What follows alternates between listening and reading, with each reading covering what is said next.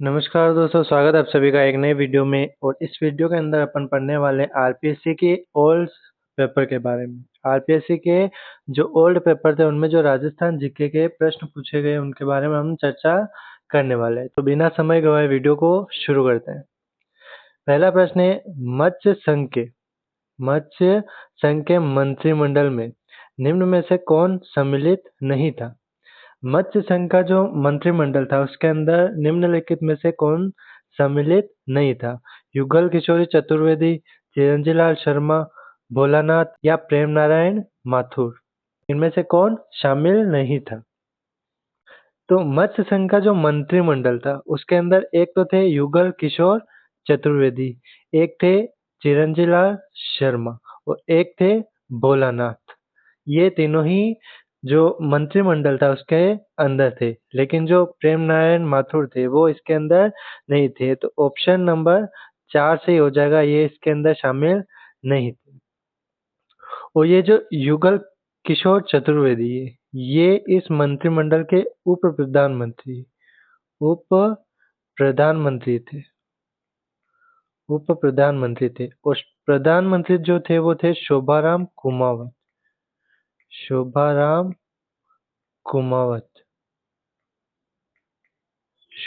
कुमावत इस मत्स्य संघ के प्रधानमंत्री थे और युगल किशोर चतुर्वेदी इसके उप प्रधानमंत्री थे। अगला प्रश्न है, कूदन की घटना किस किसान आंदोलन से संबंधित है? बीकानेर, बूंदी, बेगू या सीकर।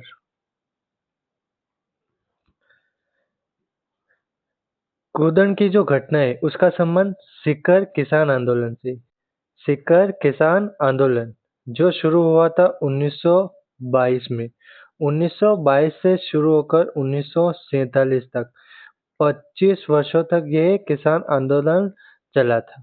और उसके अंदर 1934 के अंदर कूदन की घटना हुई जिसके अंदर सैकड़ों किसान मारे गए थे। तो कूदन की जो घटना है वो सीकर किसान आंदोलन से संबंधित है। तो ऑप्शन 4 सही होगा। अगला प्रश्न है, चिल का टोला किस दुर्ग का पूर्ववर्ती नाम है? जयगढ़ दुर्ग, चित्तौड़गढ़, घाघरोन या रणथंभौर। तो चिल का टोला जयगढ़ दुर्ग का पूर्ववर्ती नाम है। जयगढ़ दुर्ग है जयपुर के अंदर। तो ऑप्शन ए सही हो जाएगा। अगला प्रश्न है, निम्नलिखित में से वह कौन सा चित्रकार है जिसका बीकानेर चित्र शैली से संबंध नहीं है? अली राजा, हमीद, अहमद या साहिब राम। इनमें से किसका संबंध बीकानेर चित्र शैली से नहीं है?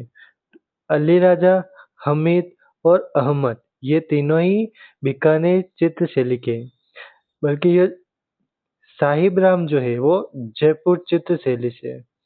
जयपुर चित्र शैली से इनका संबंध है। तो ऑप्शन 4 से ही हो जाएगा। अगला प्रश्न है, निम्नलिखित आभूषणों की सूची में से कान में पहने जाने वाला आभूषण को चिन्हित कीजिए। सुरलिया, मटरमाला, तकिया या मुंदड़ी। इनमें से कौन सा आभूषण कान के अंदर पहना जाता है? तो सुरलिया जो आभूषण है वो कान के अंदर पहना जाता है। तो ऑप्शन 1 से ही हो जाएगा। मटरमाला जो है वो एक चेन की तरह आभूषण होता है जो गले के अंदर पहना जाता है। गले के अंदर पहना जाने वाला आभूषण है। अगला प्रश्न की बात करते हैं, शंकरिया नृत्य संबंधित है। शंकरिया नृत्य का संबंध किससे है? भीलों से, घरासियों से, कालबेलियों से या गुर्जरों से। शंकरिया नृत्य किसका है? शंकरिया जो नृत्य है वो कालबेलियों का नृत्य है। तो ऑप्शन 3 से हो जाएगा, कालबेलियों का नृत्य। कालबेलियों के अन्य नृत्य है इंडोनी। एक तो है इंडोनी और एक है पणिहारी। इंडोनी, पणिहारी और शंकरिया ये कालबेलियों के नृत्य। तो ऑप्शन 3 सही हो जाएगा। अगला प्रश्न है, नेमिनाथ बारहमासा के रचयिता हैं? सुमति गणी, पल्हड़, राजशेखर सूरी, जिनदत्त सूरी। इनमें से किसने नेमिनाथ बारहमासा की रचना की? तो इसका सही उत्तर होगा ऑप्शन 2 पल्हड़ ने। अगला प्रश्न है चारण चर्याय से क्या अभिप्राय है? करणी माता की स्तुतियां, चारण लोकगीत, चारण आख्यायिकाएं या चारण उत्सव। चारण चर्याय किसे कहते हैं? तो करणी माता की जो स्तुतियां होती उन्हें चारण चर्याय कहते हैं। तो ऑप्शन एक सही हो जाएगा।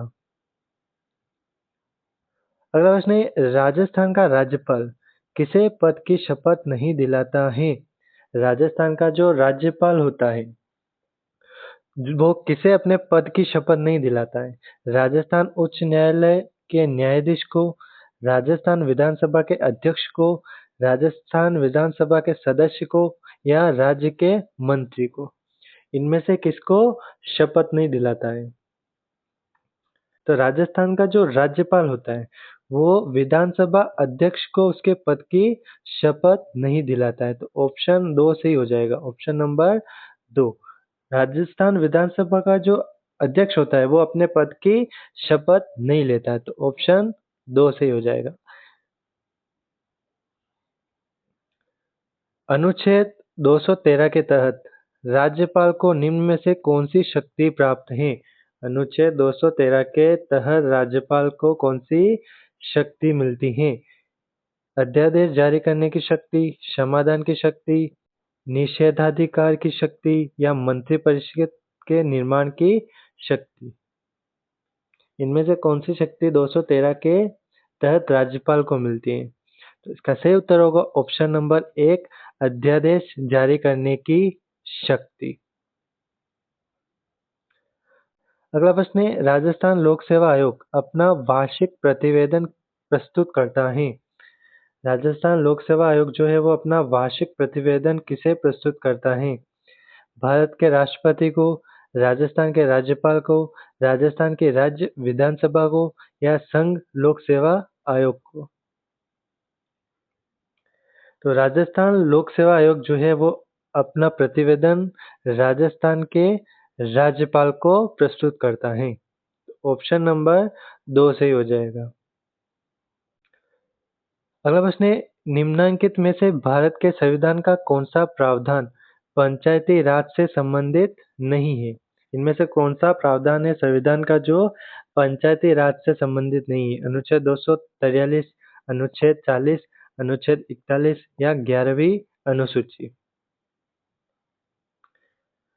अनुच्छेद 243, अनुच्छेद 40 और 11वीं सूची ये पंचायती राज से संबंधित है, लेकिन अनुच्छेद 41 का संबंध इससे नहीं है। तो ऑप्शन नंबर 3 सही हो जाएगा, ये इससे संबंधित नहीं है। आगे बढ़ते हैं।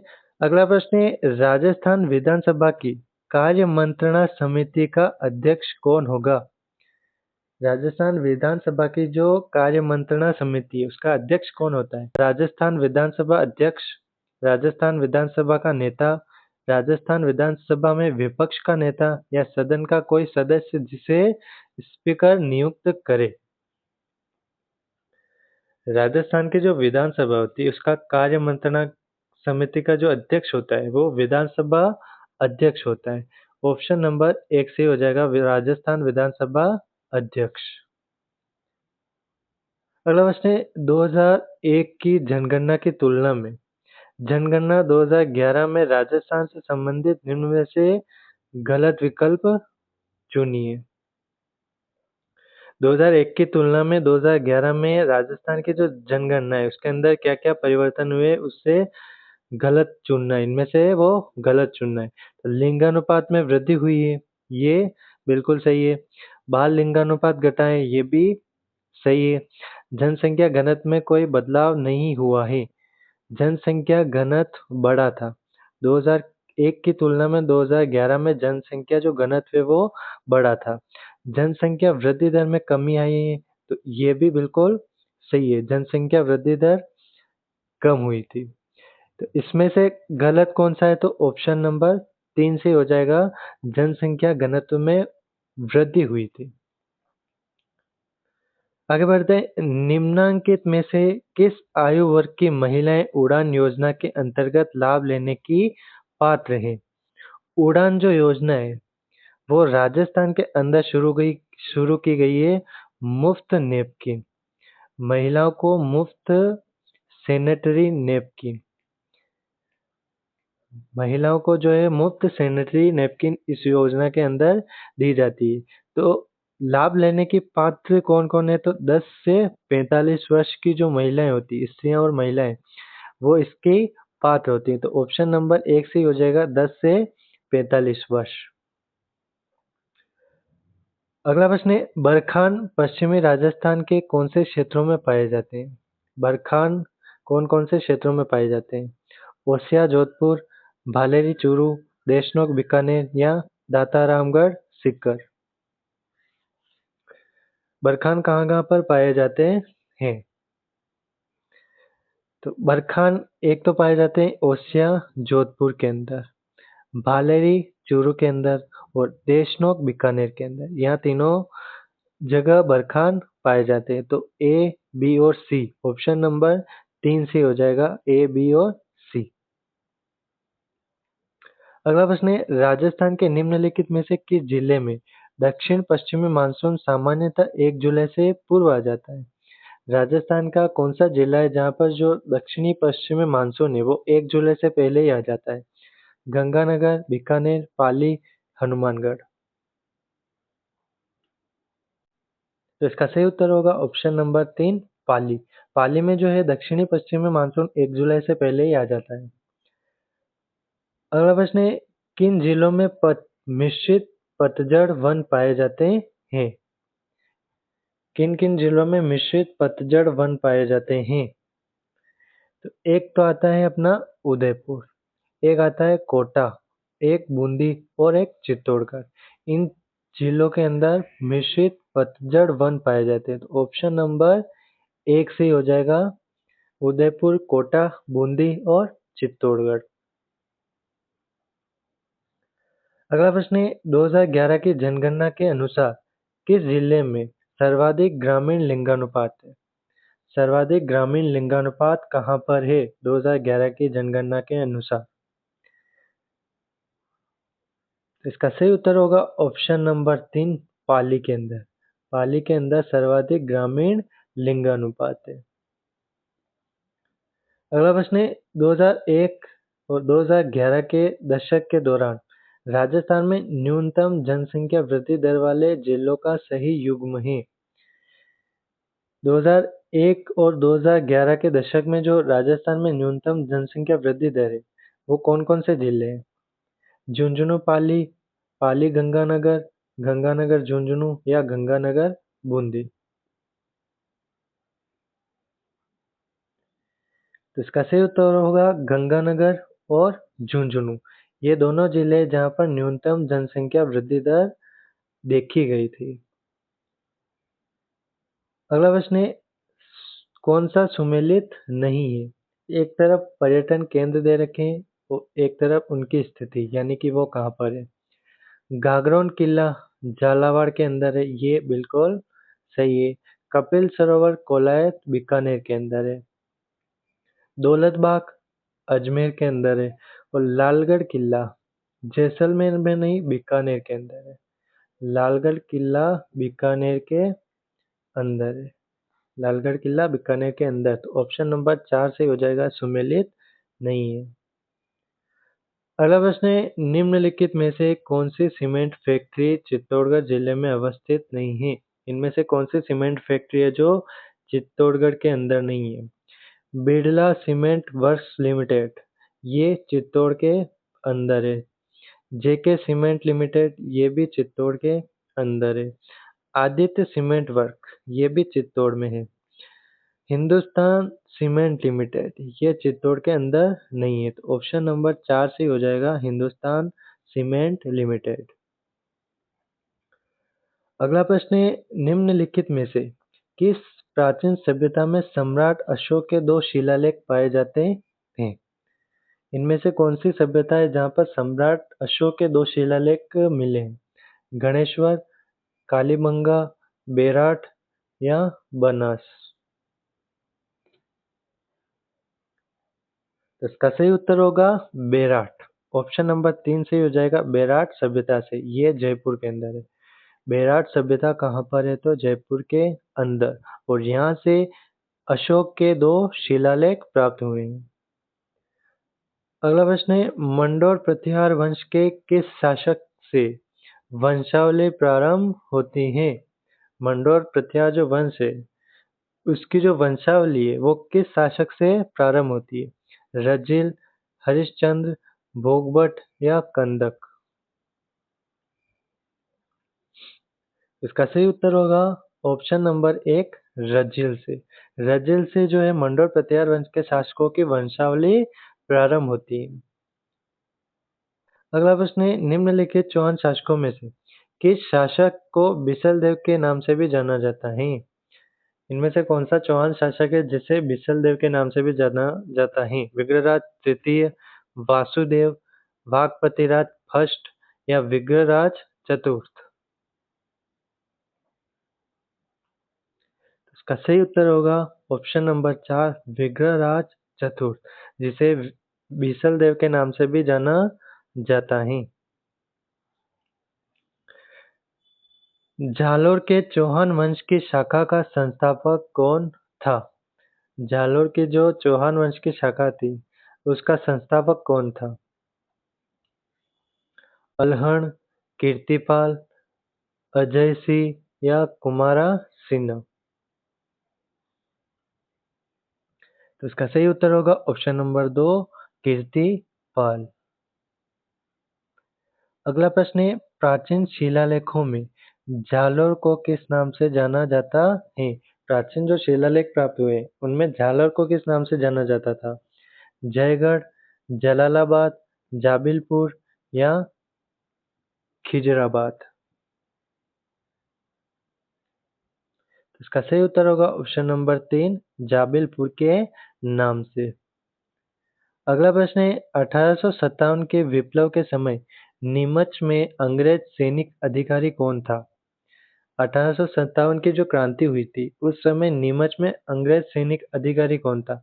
George Patrick Lawrence, colonel Abbott, major Burton या ब्रिगेडियर होम्स?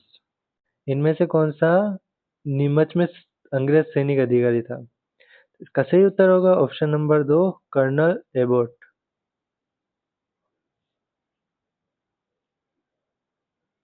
अगला प्रश्न है, खातौली के युद्ध में महाराणा सांगा ने किस सुल्तान को पराजित किया था? खातौली का जो युद्ध हुआ था वो हुआ था 1517 में। 1517 के अंदर खातौली का युद्ध हुआ, और ये खातौली पड़ता है वर्तमान कोटा के अंदर। वर्तमान कोटा के अंदर ये खातौली आता है। इस युद्ध में महाराणा सांगा ने इब्राहिम लोधी को पराजित किया था। इब्राहिम लोधी को। तो ऑप्शन नंबर 2 से ही हो जाएगा, इब्राहिम लोधी।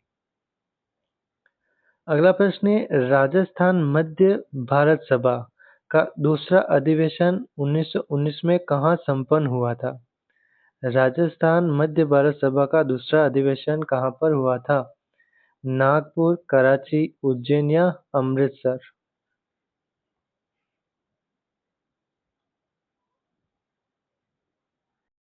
तो इसका सही उत्तर होगा ऑप्शन नंबर 4, अमृतसर। 1919 के अंदर अमृतसर के अंदर जो है दूसरा अधिवेशन हुआ था राजस्थान मध्य भारत सभा का। अगला प्रश्न है, 1939 में किशनगढ़ राज्य में प्रजामंडल की स्थापना किसके प्रयत्नों से हुई? किशनगढ़ के अंदर जो प्रजामंडल की स्थापना हुई थी 1939 में, वो किसके प्रयत्नों से हुई? विजय सिंह पथिक, ज्वाला प्रसाद जिज्ञासु, बलवंत सिंह मेहता या कांति चंद्र चौथानी?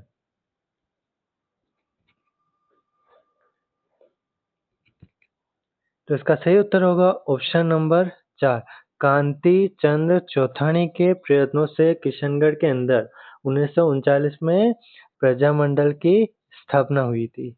तो इसका ऑप्शन 4 से हो जाएगा, कांति चंद्र चौथानी। तो ये थे अपने महत्वपूर्ण प्रश्न जो कि आरपीएससी के ओल्ड पेपर में राजस्थान जीके से पूछे गए हैं। तो ऐसे ही वीडियो के लिए चैनल को सब्सक्राइब करें और इस वीडियो में इतना ही। मिलते हैं अगले वीडियो में।